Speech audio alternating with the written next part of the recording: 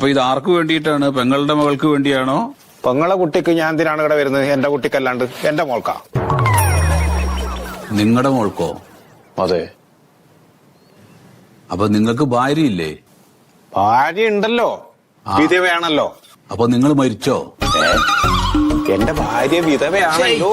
എങ്ങനെ നിങ്ങളുടെ ഭാര്യ വിധവയാവും? മരിച്ചു കഴിഞ്ഞാൽ വിധവല്ല, ഭർത്താവ് മരിച്ച ഭാര്യ വിധവയല്ലേ സാറേ? നിങ്ങളിപ്പോ ജീവിച്ചിരിപ്പുണ്ട്. ഉണ്ട്. നിങ്ങളുടെ ഭാര്യയും ജീവിച്ചിരിപ്പുണ്ട്. ഉണ്ട്. പിന്നെ നിങ്ങളുടെ കുട്ടിക്ക് എങ്ങനെ ഈ ആനുകൂല്യം കിട്ടും?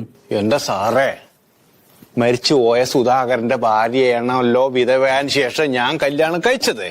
വിധവേനെ കല്യാണം കഴിച്ചു. അപ്പൊ എനക്കൊരു കുട്ടി ഉണ്ടായി.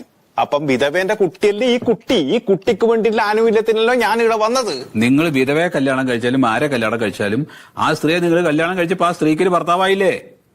അപ്പൊ വിധവ അല്ലാണ്ടാവുകോ? വിധവയല്ലേ, ഞാൻ വിധവേനല്ലേ കഴിക്കുന്നത്. എന്റെ സാറേ മനസ്സായിട്ട് പറയുന്നത്.